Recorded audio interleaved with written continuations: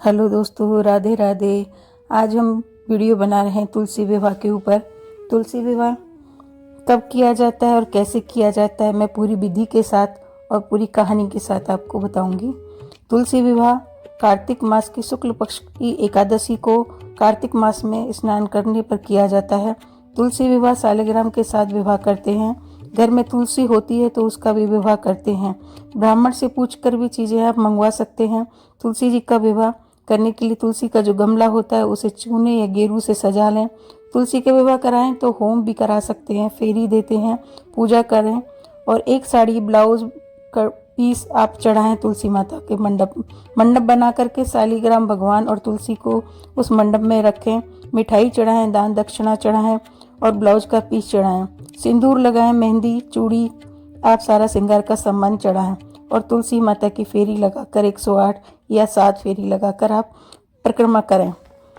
अब तुलसी की कहानी भी सुनें। तुलसी माता की कहानी।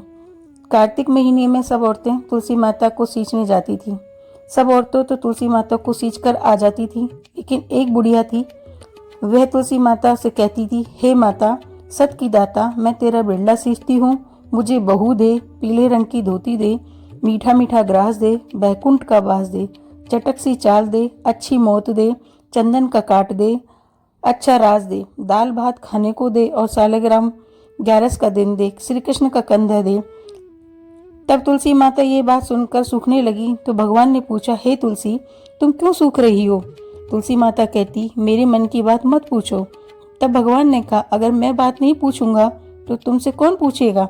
तब तुलसी माता ने कहा, एक बुढ़िया रोज आती है और ये बात कह जाती है, मैं सब बात तो पूरी कर दूंगी, लेकिन श्री कृष्ण का कंधा कहाँ से दूंगी? तो कृष्ण भगवान बोले, जब वह मरेगी तो मैं अपने आप कंधा दे आऊंगा, तो बुढ़िया माई से कह देना। तब बुढ़िया माई मर गई तो सारे गांव वाले इकट्ठे होकर बुढ़िया को ले जाने लगे। वह इतनी भारी हो गई कि किसी से न उठी। तब सबने सोचा और कहा कि इतनी पूजा पाठ करती थी, पाप नष्ट करने वाली माला भी फेरती थी, फिर भी इतनी भारी हो गई। बूढ़ा ब्राह्मण का वेश धारण करके भगवान आए और पूछने लगे, ये कैसी भीड़ है? तब आदमी बोले, ये बुढ़िया माई मर गई है, पापड़ी थी इसलिए किसी से नहीं उठती। तो भगवान ने कहा, मेरे को एक बात कान में कहने दो तो शायद उठ जाए। भगवान कान के पास जाकर बोले, बुढ़िया माई, मन की निकाल ले, पीतंबर की धोती ले, मीठा मीठा ग्रास ले, बैकुंठ का बास ले, चटक सी चाल ले, चंदन का काट ले, झालर झनकार ले, दाल भात जीम ले, श्री कृष्ण का कंधा ले।